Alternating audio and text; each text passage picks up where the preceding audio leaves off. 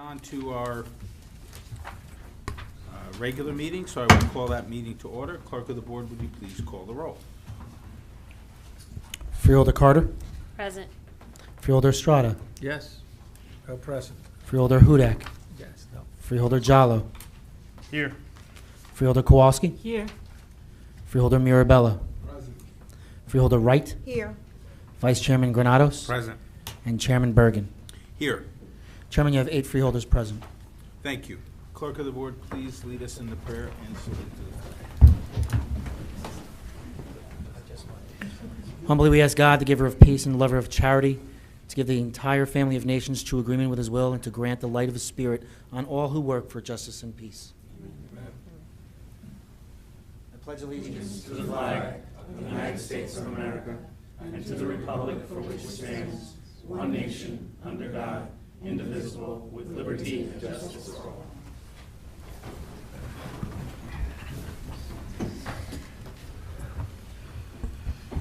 Clerk, would you please read the statement of compliance with the Open Public Meetings Act? The chair wishes to announce that pursuant to the requirements of New Jersey statutes annotated, Title 10, Chapter 4, Section 10 of the Open Public Meetings Act, adequate notice of this meeting of the Board of Chosen Freeholders of the County of Union has been given by mailing the annual meeting schedule for the year 2017, along with periodic changes necessitated by circumstances, to the newspapers circulating within the County of Union who are designated to receive such notice, and by posting the annual meeting schedule for the year 2017 in the administration building, and further by filing the annual meeting schedule for the year 2017 with the office of the county clerk. Thank you. May I now have a motion to approve communication? So moved, Mr. Chairman. Second. Moved by Freeholder Mirabella, seconded by Freeholder Carter.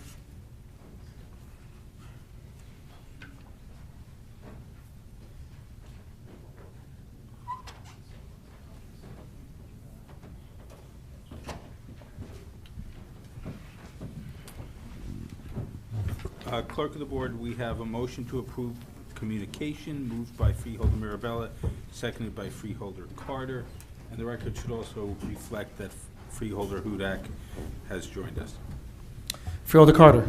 Yes. Freeholder Estrada. Yes. Freeholder Hudak. Aye. Freeholder Jallo. Aye. Freeholder Kowalski. Yes. Freeholder Mirabella. Aye. Freeholder Wright. Yes. Vice Chairman Granados. Aye. And Chairman Bergen. Yes. Chairman, you have 9 votes in the affirmative. Thank you. We now come to that portion of the meeting for purposes of comments from the public on any pending resolution only. If you wish to comment on pending resolutions, please step forward, state your name, municipality of residence. Please advise which resolution you're referring to, and please remember there is a 5-minute time limitation. Anyone wishing to comment on pending resolutions, please step forward. Chairman? I'm sorry. Yes. If I may, just for clarification for the public, resolution number 2017-813, as I noted in the agenda meeting, the contract period is not a contract period to be determined, but rather a contract beginning January 1, 2016 through December 31st, 2018. Thank you, Mr. Clerk. We'll make that change on the printed agenda for 2017-813. Thank you. Thank you. Sir, please. Thank you, Mr. Chairman. Brandon Bernier from Roselle. I just have a question about Resolution 2017-812, appointing Parker McKay to serve as bond counsel for the Mind and Body Complex project in Roselle. My question is just, where are we at in this process at this point? Is this bond counsel replacing another bond counsel? Why at this point in the process is a new bond counsel being brought in? And just a general overview of kind of what steps need to be taken from here. What are these bond counsels actively doing? Where in the process is this project, and the outlook on these bonds actually being sold? That's all. Okay. Inasmuch as this part of the meeting is only for agenda items, I will ask the county council to address your questions that do have to do with the appointment of new bond counsel. And yes, this resolution is specifically for the purpose of replacing bond counsel who was participating on behalf of the county. This bond counsel has been provided all of the documents to date, and I fully believe that he will be capable of continuing the services previously provided and bring the matter to conclusion when that occasion arises. Thank you, county council. You're welcome. Any other members of the public who wish to address comments to pending resolutions only?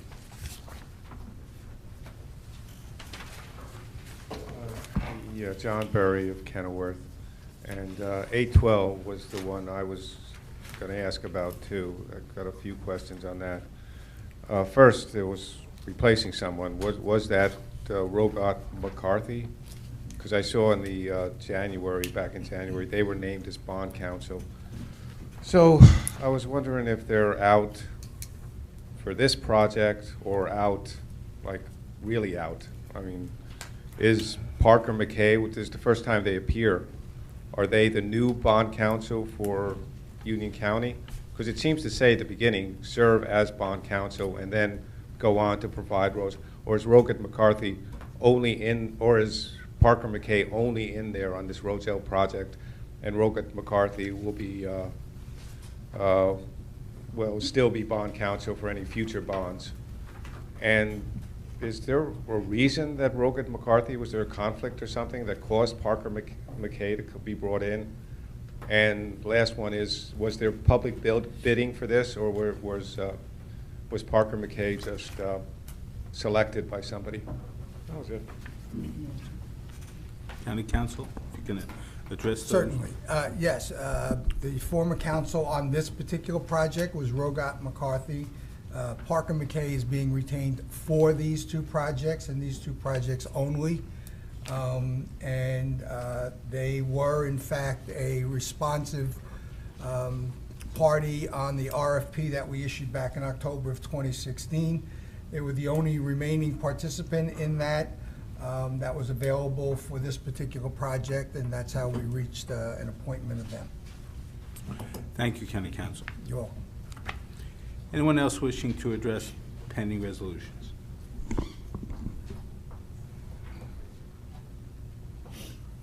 Denise Wilkerson, Roselle, thank you for answering the questions. Good evening to the chairman and the rest of the board.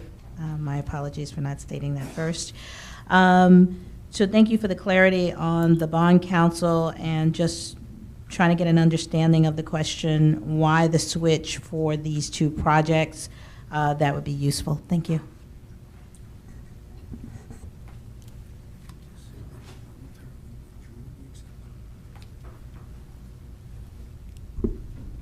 After discussions with Mr. Rogat provided a notice to the county that he was voluntarily withdrawing as bond counsel on this project if the county consented. The county consented, and as a result of which he's withdrew. You're welcome.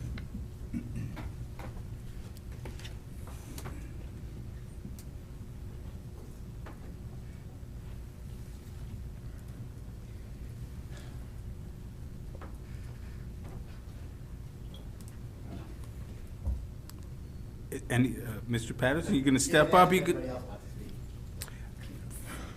feel free to step up, Mr. Patterson. You know Jump that- up there and start yelling. Good evening, Chair Bergen, ladies and gentlemen of Freeholder Board, Bruce Patterson Garwood. Number 781 on the first page. It's an agreement for NMS Laboratories, Willow Grove, Pennsylvania, for post-mortem toxicology lab services. Contract is 2 years, $100,000. That's a not to exceed. I'm just wondering how you determine, I guess it's $50,000 a year, but is there like a unit price per services that this company provides? I'm just wondering how you came out with that round number, $50,000 a year. Page 3, number 797, Reese Jones is getting $80,800 for Professional architectural engineering service contract through an RFP process, design and construction administration services for a Galloping Hill Golf Course improvement. It doesn't specifically clarify what it is, and that's all I'm asking is exactly what is he designing and construction administering. Page 5, on the very top, number 808. CEC, for an additional 6 months, they're getting $1.5 million for providing comprehensive inmate substance abuse treatment. It seems like, you know, for a new total is $4 million. So if you deduct 1.5 from $4 million, it comes out to 2.5. So what you have is like a 1.5 million over 2.5 million, which is about a 60% increase. I'm just wondering why such a large increase. I really can't figure out the terms of service if that figures in there, but if somebody could explain that. Number 812, the Roselle project. I'll talk about that later on in the public speaking portion. Number 813, this is my normal questions I always ask. The collective bargaining agreement with the Parks Maintenance Association. Thank you for clarifying the period of contract, but for the public, because I mean the public's out there listening to the film here when you put it on the site. But the health benefits, I'd really like to know what is the details of the health benefits in these collective bargaining agreements. Normally I hear, well, the same as last time and the same as everything else, but I mean, you know, details. The public would like to know details. That's it. Thank you very much. Thank you, Mr. Patterson. 781, Director Moran, can you tell us whether that's a bulk price or it's price for service? Thank you, Chairman. Mr. Patterson was correct. This is a laboratory services for our medical examiner's office. Last year, or our last 2-year contract was for $90,000. Unfortunately, we felt the need to increase that to $100,000 this year because of the increased caseload in the medical examiner's office. And just as an example of that, in 2015, RME cases were about 18 autopsies a month. In 2016, it went up to 22 a month, and now it's at 28 a month. And many of those additional cases could be tied to the opioid epidemic. And each one of those cases is about $300 for lab fees. So it will increase our costs significantly for the medical examiner's office. We do have set fees depending on the nature of the case, whether it's someone dies in a fire or they're drug related or homicide. So there are different fees for that. So the increase is in anticipation of having more cases to send, but we do pay a fee per service by a schedule. Per case. Okay, thank you. If I may, Chairman, I believe that we already have more cases this year than we had last year. Is that correct? Overdoses, absolutely. Okay. Thank you, County Manager. Thank you, Director. 797, Director Zuber, could you just briefly outline what work is planned for Galloping Hill Golf Course? Yes, Mr. Chairman, through you, the project consists of bunker improvements on hole number 6, renovation of 2 existing bunkers at about 2,000 square feet on hole number 6, tee improvements on hole 13, where we're going to do construction of 2 new tees and 3 existing tees, and grading and drainage improvements on holes number 6 and 14. Okay. Thank you. Will those improvements help my score get better? They should absolutely. Okay. Director Charles, on number 808, if you could just give some, and you went over some of this, but maybe a little more clarity on, Sure. on why this is so much money. Sure. The state each year, Union County receives a grant in the amount of $2.5 million for the drug and alcohol treatment for inmates. We pay a sliding scale, depending from $72 to $78, depending on how many inmates we have there. This was, like I said, originally was taken out of the governor's budget, so we had to pull the inmates back on June 30th. It then found its way back into the governor's budget, and now we are starting to ramp up our numbers there again. And this will, because we are on a calendar year from January to December, the county budget, the state budget, however, starts July 1st, which is, so we're extending that over like a year and 16 months. That's the reason that you're seeing the large number there. Thank you. And again, we pay a fee for per unit, per inmate who's there. We pay per diem As a- per inmate, yes, correct. Thank you. Mr. Patterson, as to your question on 813, it's been asked and answered a number of times. The information is available to the public, unlike your implication that it's not. So we're not going to spend our time on that. Thank you. Are there any other members of the public who wish to address any pending resolution at this time?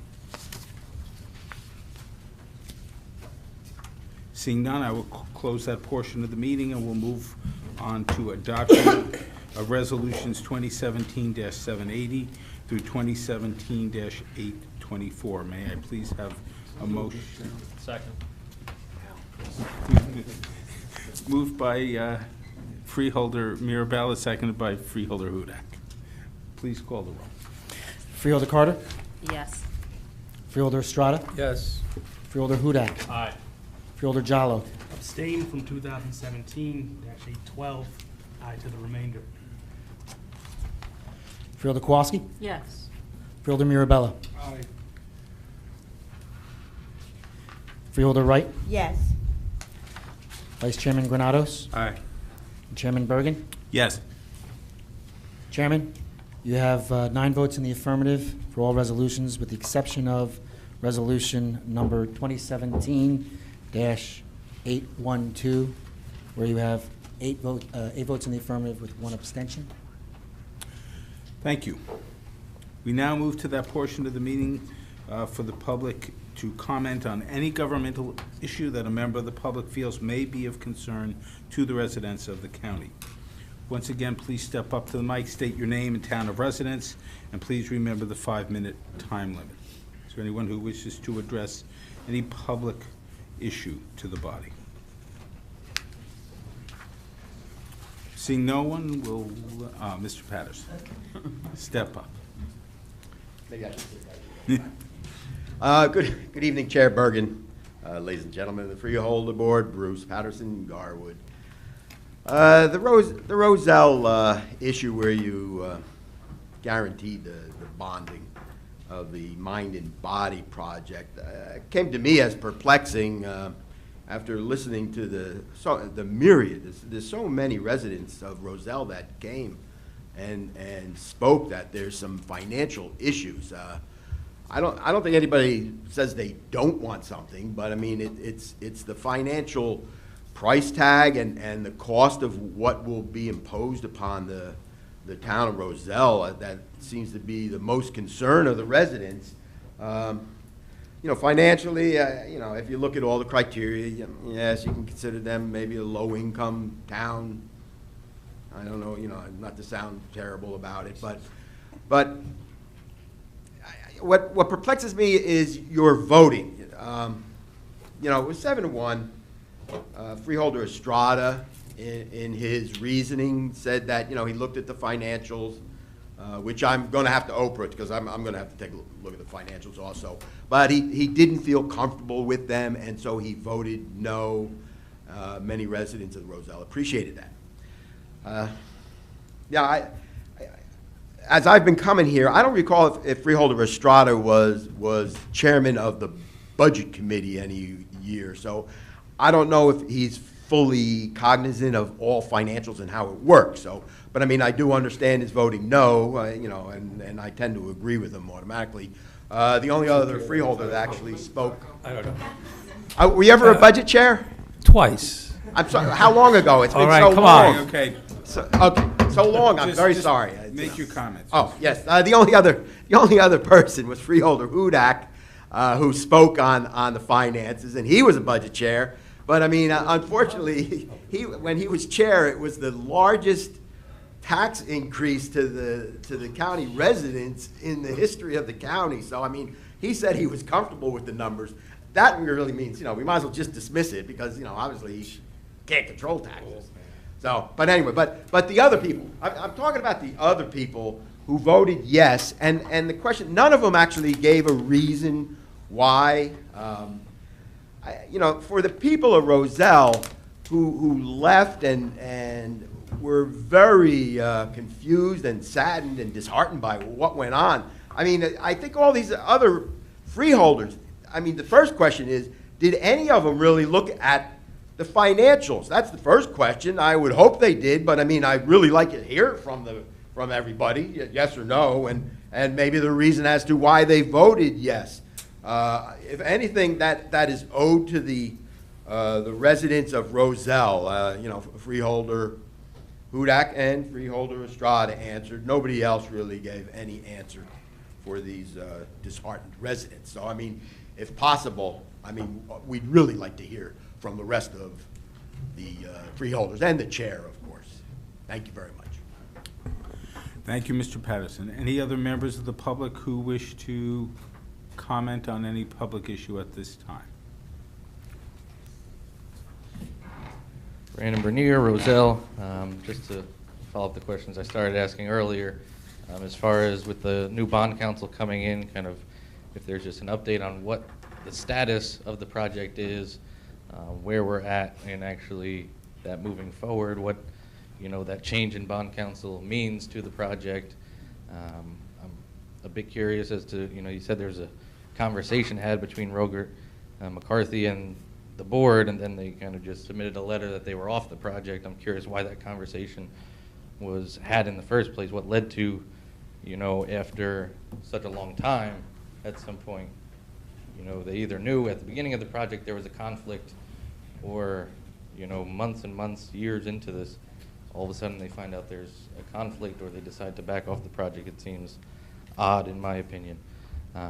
I did want to clarify, I know I maybe upset a few people at the end of the last meeting, questioning, campaign contributions, things like that. And I think a lot of the people on the other side of this project that support it will claim that anyone who's against it is out for, political reasons, or, trying to make a statement and not really caring about the project. And I just want to say that's, entirely not true. At the last meeting, I actually came from around the corner at Trinitas. My grandfather was in the hospital, and he actually passed a few days later. So, for anyone to suggest that anyone who's against this project is just trying to, exact political retribution on assembly people or this board is absurd. We come here and we go to the council meetings in Roselle, the Board of Ed meetings, because we care about the actual impact this project is going to have on not just us, but the 22,000 people in Roselle. So I just want to make that, that statement. And as capital D Democrats, we often will look at, federal and national politicians, McConnell's and Paul Ryan's, and question their ethics, and say they don't want to move forward or keep Obamacare, or say that they don't want to move towards single-payer health systems because they get tons of money from the big players in the healthcare industry. So at a local level, we have to look at the same thing.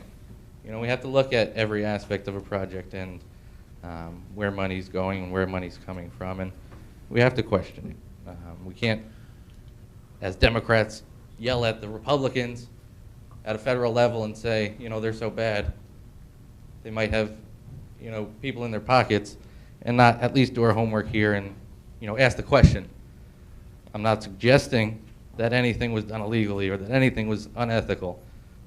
I'd love to believe that the best people are on these projects and that the best interests of the Roselle residents are being taken into account. But without asking questions and without doing the homework, you just get left behind.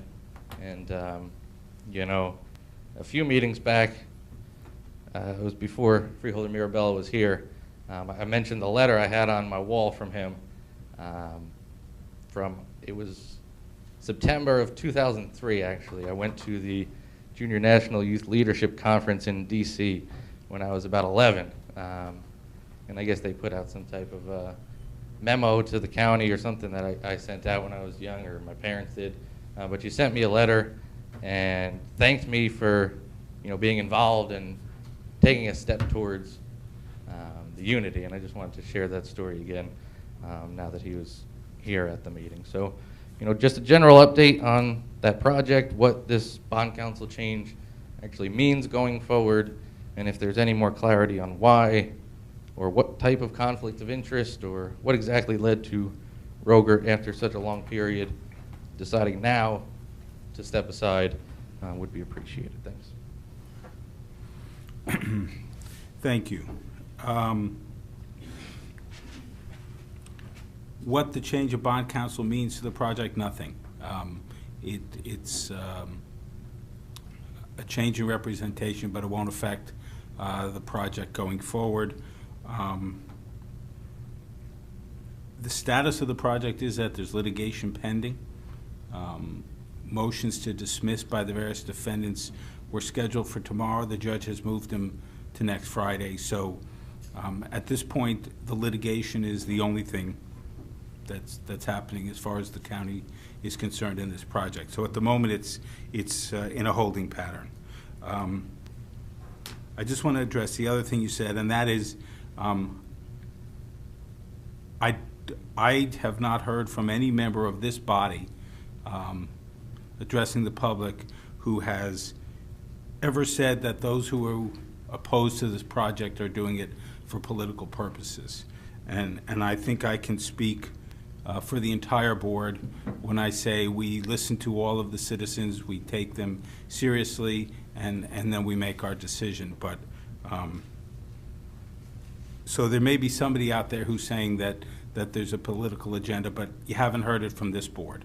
We're listening to the facts and voting how we believe is correct. So that's all I'm going to say on that. Are there any other members of the public who wish to speak on any topic? Denise Wilkerson, Roselle, New Jersey. I just want to say thank you for listening to us as we came to the board, and if need be, as we continue to come to the board. And this is the people who are working and coming out tirelessly for the movement to do what we believe is right for the town. We all have good intentions. It's because we believe in what it is that we're doing. And through the chairman, I just want to say about Mr. Bernier, a young man who came back from college and committed himself to his town. And as I watched him, tear up and still come to meetings, while his grandfather was sick, not knowing if he got back to the hospital what would happen. I just want to say that that's the kind of passion that we had for this. And I think about all the people who, I get calls daily about people who are either in a sheriff's sale state or in some state of foreclosure. I say that every time because it's so real. And it's hard when you see people on the street walking down your block and they want to hug and people are tearing up. And so we always come with the utmost respect for you. It's just that there's a real thing happening on the ground. And I appreciate the advice given in the last meeting, which is you're acting on what was requested by the leadership in our borough. And that if we have issue, that is where it is. And I think residents are ready to bring about change there. And so thank you for the advice of understanding where the issue lies, and we'll be taking that up at the local level. But again, this is really about passion for what is right for the residents because we see it on the ground and never an intent to be disrespectful to the board at all. Thank you. Thank you. And I think I said this last week, I think that all those commenting last week were respectful and thoughtful, and the board does greatly appreciate that. Any other members of the public wishing to address the board this evening? Seeing none, I'm going to close that portion of the meeting and move on to freeholder reports and comments. Freeholder Kowalski. Thank you, Chairman. I'd like to let everyone know that nominations are now being accepted for the 26th Annual Women of Excellence Awards. The Women of Excellence program was created as a way to recognize and celebrate the many contributions of women to life in Union County. Nominations are open to all women 21 years of age or older who live, work, or volunteer in Union County. And those who receive the award will be guests of honor at the annual Women of Excellence dinner, which will be held in March, and will receive plaques and resolutions. And this nomination process is designed to be accessible to all, so any individual, organization, or group can submit a name for consideration. And for more information, please have a look at our website, ucnj.org. Thank you, Chairman. Thank you, Freeholder Kowalski. Freeholder Carter. Thank you, Chairman. Ms. Wilkerson and Mr. Benier, thank you for continuing to let your voice be heard, because I think that it's always important.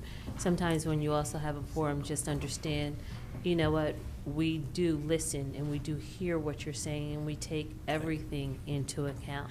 But most of all, Mr. Benier, condolences to you and your family on your loss. It's a hard thing when you are shuffling and going back and forth, and then to have lost someone. But most importantly, just know that the light continues to shine.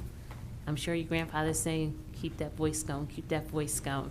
So we're sure that, you know what, he's there with you and encouraging you to make sure that your voice is heard. So thank you. And we can see that even from your young age at 11, and you can even remember when you got that letter, okay, that you are truly a strong leader. So thank you so much for your passion and understanding that we do take into account everything that is always said. And please don't feel as if just coming to the microphone that you need to talk or have your voice heard. Reach out also, and there's other ways of also reaching out. Having said that, I want to move to a bike and helmet giveaway.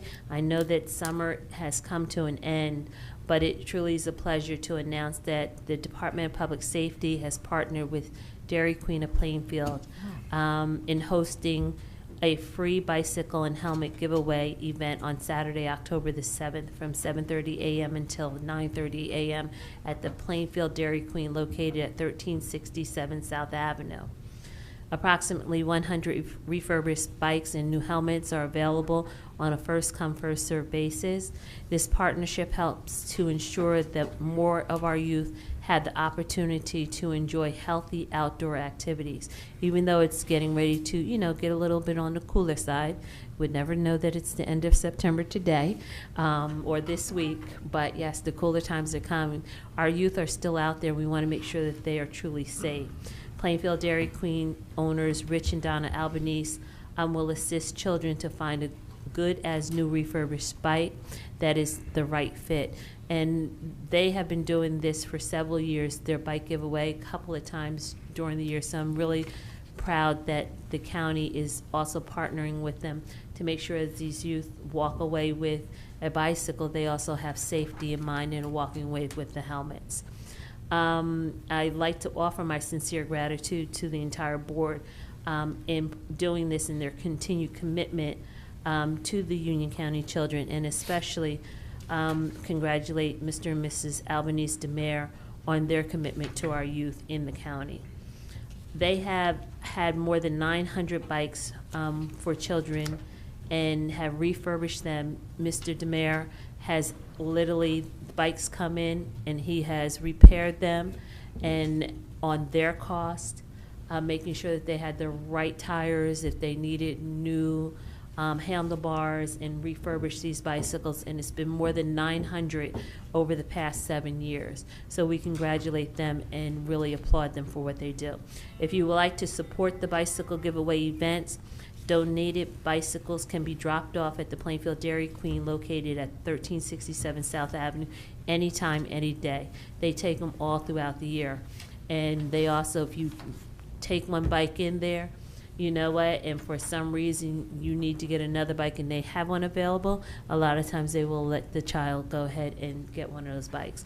But it's truly a pleasure to see and to see the faces of our youth that are able to walk away with a bicycle and with safety. So thank you again. Thank you, Freeholder. Freeholder Estrada.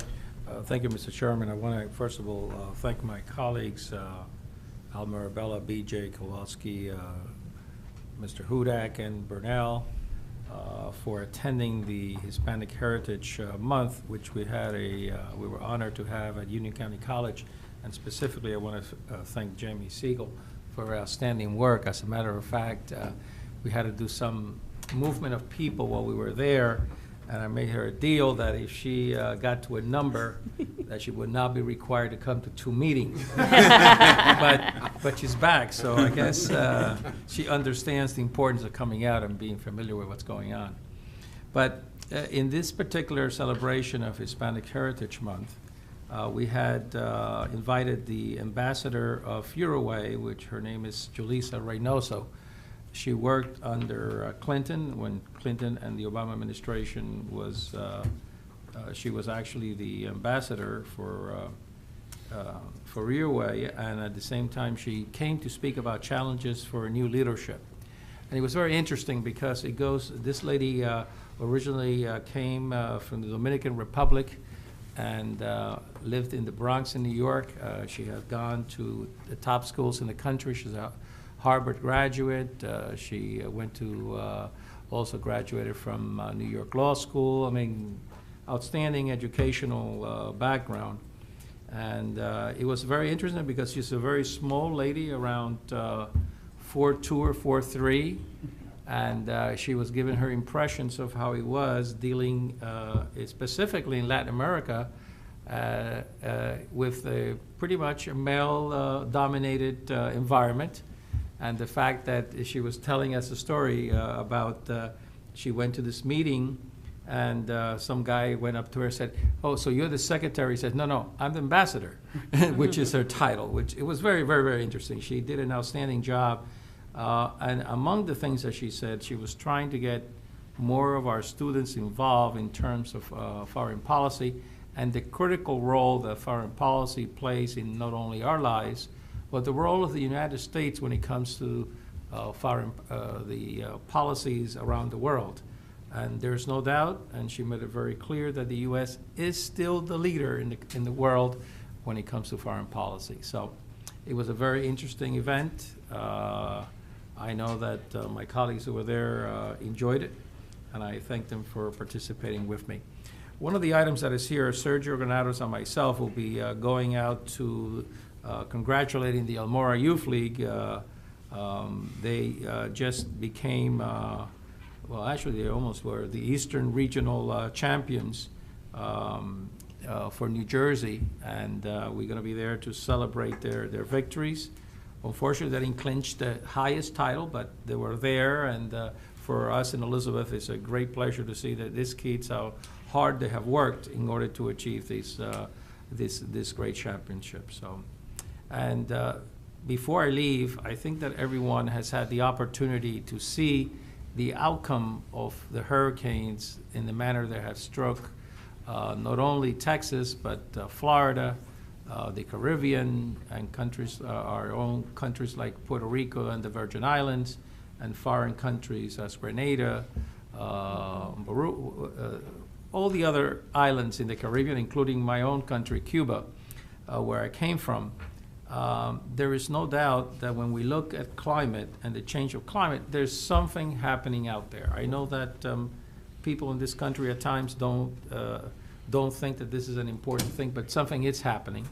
Also, in Mexico, who suffered tremendous in terms of having a seismic attack, seismic circumstance that brought down many structures, and the amount of pain that it has created for so many people. I could not in any way forget, as I see the situation in Puerto Rico where there is no communications, there is no electricity, there is no water, potable water for people to consume, and practically they have, the whole country has come to like a standstill. This is a week later from the actual Hurricane Maria, and still their plight is it's not in anywhere that we're seeing an improvement. At least today, the president has, I guess, taken a break from the Jones bill that requires that all the flagships that service Puerto Rico are maybe American flagships, which today was changed. Same thing that they had done in Texas. I believe in Texas was for 2 weeks. I don't know how long it'll be for Puerto Rico and the Virgin Islands, because the sad part of it is that many people from the Virgin Islands, that's St. Croix, the American Virgin Islands, St. Croix and St. Thomas, actually took refuge in Puerto Rico because they had nothing left in the Virgin Islands, and all of a sudden Maria comes. First it was Irma, now it's Maria, and all of a sudden back again to the drawing board, and those individuals who are really having many difficult times. I know that many companies, the airlines, for example, today I know a cruise ship company went into San Juan and took out a full load of a ship for people who had made certain criteria. For example, elderly individuals who needed at least better temperatures, who suffer from all kinds of diseases, to be taken care of, also children, and they on to some other priorities that allow them to come to Florida, so that at least they'll be in better shape. One of the most hardening things that I've seen on television is the fact that of the people's faces when faced with this tremendous amount of what I consider of a trauma that has been incurred. So I asked that everyone, with their prayers, and hopefully the U.S. military will deploy enough forces to make the difference, not only in Puerto Rico, but also the other U.S. Virgin Islands that have been impacted so seriously. So then we can go on and help the other people in the Caribbean, which is plenty. So thank you, Mr. Chairman. That concludes my Thank you, comments. Freeholder. Freeholder Mirabella. Thank you, Mr. Chairman. Just a couple of things here. Next week is a few special events we have here in Union County. Lunch and Learn for Union County business owners and managers. There's still time to register for that event. It's next Wednesday, October 4th, sponsored by this Freeholder Board's Union County Means Business. I'm glad and very thankful to the board for continuing that initiative, Union County Means Business, and this is another program that's available. At this event, guests will have the opportunity to hear from one of our county's top entrepreneurs, Che Han, who is the co-founder and CEO of Box. Box is a national retail company that allows you to shop for bulk-sized items online or via your mobile app and have them delivered directly to your door. Box has a distribution center right here in Union Township, and we're very proud of this highly rated company to be part of the Union County business community. Lunch and Learn, this Lunch and Learn will be held at the Stagehouse Tavern, located on 1099 Route 22 East, beginning at noon. You can register online at ucnj.org, UCMB/Lunch and Learn. So please take advantage of that great opportunity. Several events about Columbus Day happening next week. The 9th annual Columbus Day Italian flag raising event is set for October 6th, which is Friday, next Friday at 1 o'clock on the steps of the historic county courthouse. Italian Americans have continued to make extraordinary contributions to this rich, diverse fabric of America, a country we all love, which our ancestors helped discover and build. This year, we have a diverse group of speakers who will address the audience on interesting cultural topics. The keynote speakers are local business owners. Katiana Celentano, Let's Play an Italian Language and Cultural Center in Scotch Plains. Nick Netta, the founder and owner of Netta Architects in Mountainside. And Dr. William Connell from Seton Hall, an author and nationally recognized historian on Italy and the Italian culture. Other featured speakers at the flag raising will be our own county manager, Al Fiella, who I'm proud to say is the Unico of Elizabeth Man of the Year. So County Manager, thank you, and congratulations on that great honor. In the event of rain, the program will be moved indoors to the county rotunda. Afterwards, I hope people will stay for refreshments in the courthouse building. Next weekend is also the Clark Unico Feast, and I hope people will take advantage of participating in that event. That's great every year for residents around Union County, but particularly those residents from Clark. So that is held at the municipal building. I hope people will take advantage of that. Just a quick comment on the Roselle conversation. I can't add much to what Freeholder Carter mentioned. I appreciate her thoughtful comments. And I'm sorry for your loss as well. And I appreciate both of your thoughtful comments back to this board. And the chairman is right, laid it out earlier. There's a healthy, respectful dialogue back and forth, and people do what they feel they have to do as far as making decisions. But it's appreciated and it's received very well. So thank you. And that concludes my comments. Thank you, Freeholder. Freeholder Hudak. Thank you, Chairman. This is a message for Union County residents who are seeking employment. The Rawway Family Success Center, which I know was opened under Freeholder Jallo's initiatives, I believe, back in 2015, will be hosting a free community career fair on Wednesday, October the 4th between 10 a.m. to 1 p.m. This is a great opportunity to meet one-on-one with employers who are offering seasonal, full-time and part-time employment. Some companies that will be participating include the FedEx Ground Service, Mass Mutual, Union County College, WellCare Health Plans of New Jersey, Geodice Supply Chain Operator, Integrity Staffing Solutions, AFLAC, ACV, Enviro, and several more. Interested residents should dress professionally, bring an updated resume, and be prepared for on-site interviews. The Family Success Center is located at 796 East Hazelwood Avenue in Rawway, and for more information, visit rawwaycao.org or call 732-382-9311. I wanted to also, I can't add too much to Freeholder Estrada's comments regarding the tragedy we see unfolding, and I don't think we're hearing quite enough about in Puerto Rico, the Caribbean islands. There are 3.4 million residents of Puerto Rico. Many people in this county are of descent from that island. I believe New Jersey is the third largest population of people of descent of Puerto Rico. In common, all are U.S. citizens, and I can't help. I was listening to an interview this afternoon from the governor, and he of course is saying all the right things about federal cooperation, but I cannot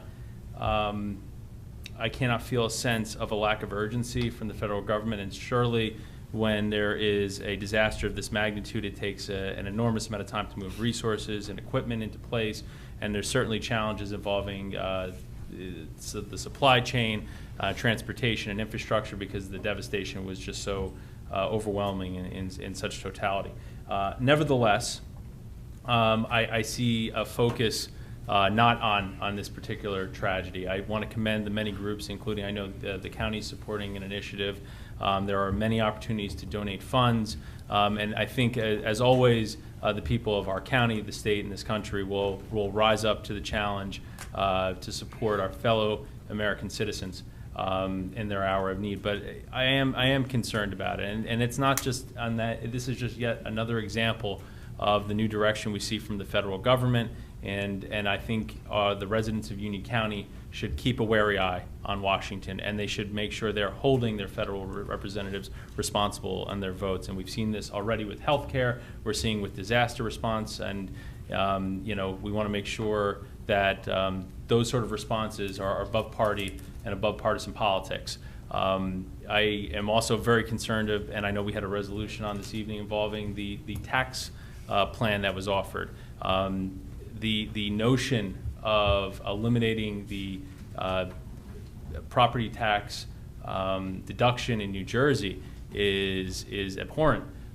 It is just yet another example of transferring wealth from this state. New Jersey is already a donor state in terms of the tax policy in this country, and that would just exasperate that problem. It's not simply just, we'll simplify the tax code, we'll give some people some cuts. It will hurt people in New Jersey in a bad way.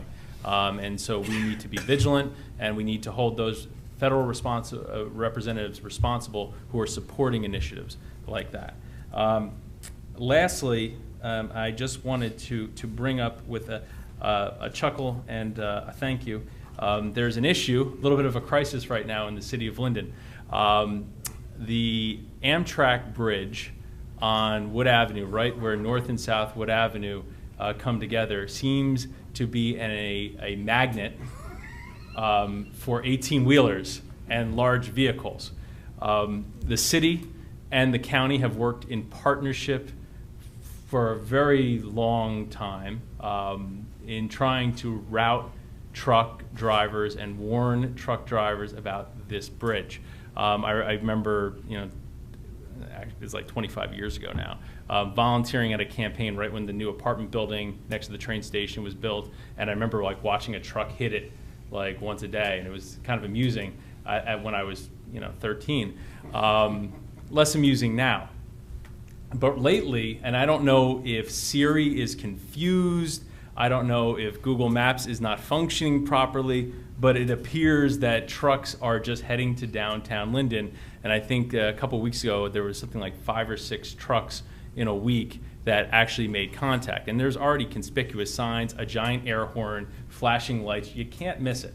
Nevertheless, I wanted to express my appreciation to our Director of Public Works, Joe Graziano, Joe Pollack, Angelo Pepperella, who went out and actually, at my request, measured the bridge to make sure that the clearance was as marked. So funny story, Joe Pollack, gets in his truck and he drives down there to measure the bridge to make sure the clearance is proper, and it really was. And so Joe Pollack, standing outside of his truck under the train tracks, literally measuring it. And as he did it, wouldn't you know it, that a truck with a large piece of equipment exceeding the height requirement of the train tracks should pull underneath, and had to have the air in the tires removed and truck backed out. And Joe reported through Director Graziano that the air horn did sound, the lights did flash, and it snarled up traffic for a good hour. So I do want to appreciate, they have come up with new interesting signage to let truck drivers know that this is not an ideal thoroughfare for their vehicles if they are above a certain height requirement. Hopefully that will help. So I do appreciate the nimbleness of your department in getting out there and addressing those concerns. And of course, as always, the county stands willing to assist the city if they should try to make a traffic pattern adjustment to try to keep those vehicles off that road. But I also want to thank Director Moran from Public Safety. I know we've been doing stepped up truck enforcement, trying to get the message out that that is not the proper road for them to drive on. Though there was a story last week in the Star Ledger about an 18-wheeler that went onto the boardwalk, down near Atlantic City. So these things do happen. Maybe GPS is just going crazy. I don't know. But thank you very much, Director. Thank your staff. I certainly do appreciate it. Thank you, Chairman. Thank you. Freeholder Jala. Thank you. First, my status as a board member for Roosevelt Catholic High School requires me to specially greet Mr. Bernier as a Roosevelt Catholic graduate. Thank you for coming here, and we're proud of you. And I also want to comment on the comment made by Freeholder Hudak and commend Joe Graziano and his staff. I am aware that some of the defense of the truck drivers in the city of Linden is that it's not the proper size. So it's good to know that you guys have gone out and checked that. They should probably, sounds like they're better off using the Siri defense. I want to no doubt reiterate and thank the prosecutor's office, the fellow board members and all of those involved in the Family Justice Center, which we were there for the ribbon cutting of. I remember about approximately 2 years ago getting a phone call from the then prosecutor, Grace Parks, about this wonderful idea of creating this Family Justice Center, and talking to my colleagues about kind of backtracking, changing stuff around to make that thing come to fruition. Everyone was on board, and we have great results over there as a result of this board's commitment.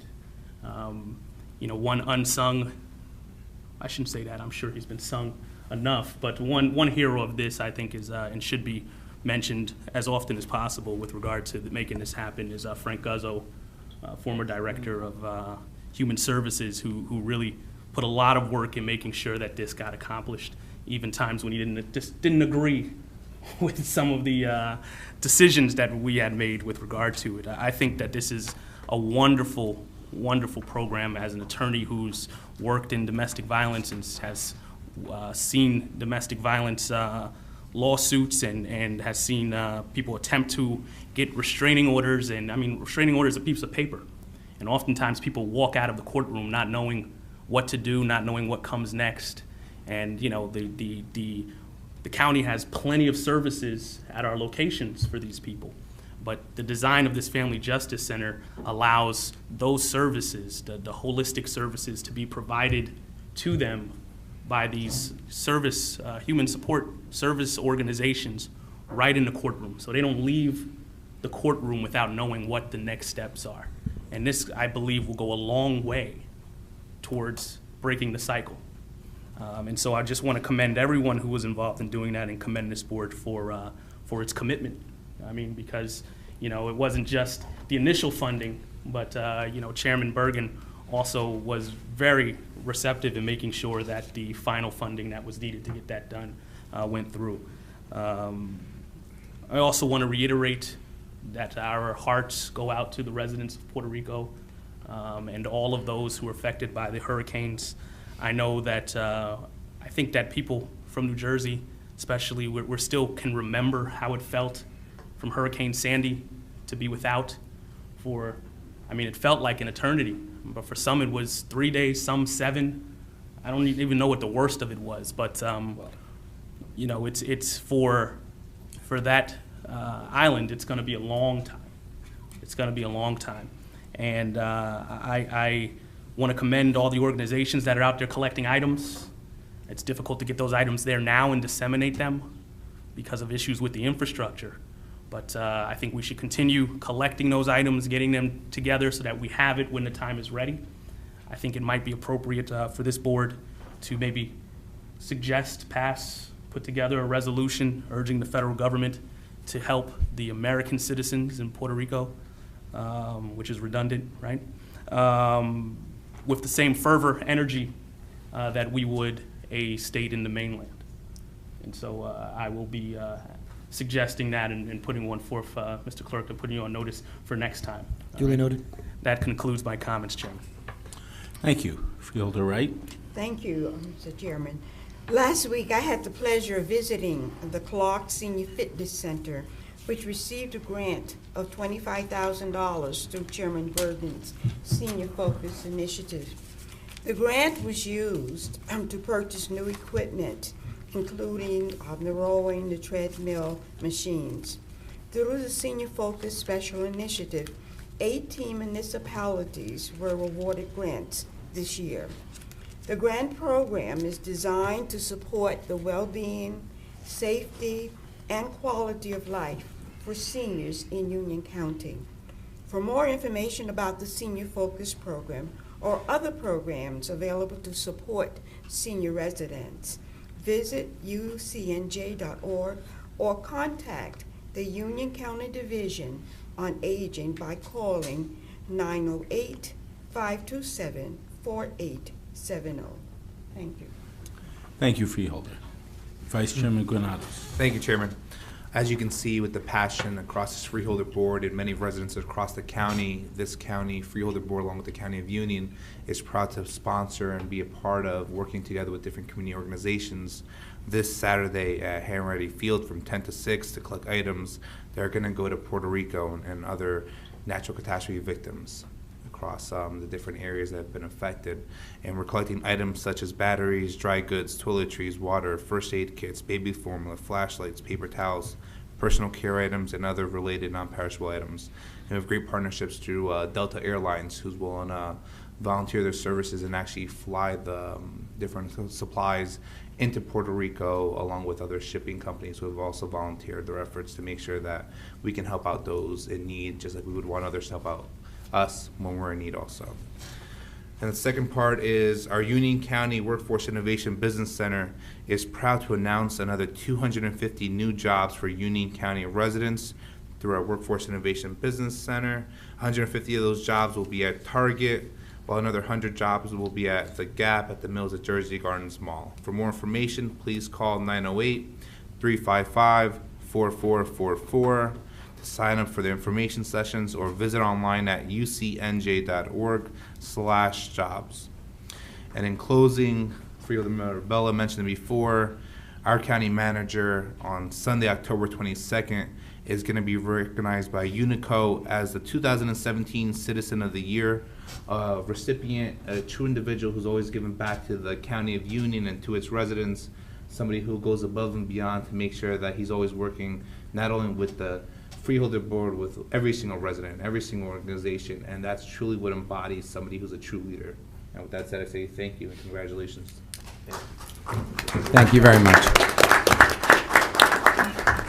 County Council, any No comments? comments. Thank you, Mr. Chairman. County Manager. Thank you, Mr. Chairman. I have two comments. First of all, thank you very much, Vice Chairman and the entire board. It's truly an honor. Just real quickly, I wanted to commend the Elmore Youth League 10U group for their outstanding accomplishment this year. Unfortunately, I won't be able to be at the ceremony on Sunday, but I just really wanted to give them a shout out, and not just because of the success they had, but because of the way they did it, the sportsmanship, the cooperation with the parents, in volunteering their time, being on board, teaching young people about how to play the game the right way, and learning the life lessons that are going to go far beyond winning or losing a 10-year-old Little League game. So I really wanted to compliment them, and some of our county employees, our coaches and volunteers and team moms and things of that nature. So I really wanted to comment and commend them for a job well done. Secondly, Mr. Chairman, with your permission, may I ask Director Moran to come up, because relative to the issues with all the hurricane-related events in Puerto Rico, he's received a request for some assistance from our UASI forces, and with your permission, I'd just like to briefly describe what the request is and what we're planning to do going forward.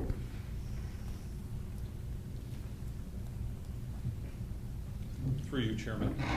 Requests for assistance will be going through the federal government, to the New Jersey State Police, and then to the local counties and municipalities. So far, we have just been advised that some of our rescue equipment is on standby, and also police officers from the UASI area are organizing. Currently, there's a New Jersey State Police advance team in Puerto Rico to check on the services there, what sites could be used for staging our officers. In UASI, we're setting up teams of 8 officers that will be deployed up to 2 weeks at a time. And then they would go through three rotations.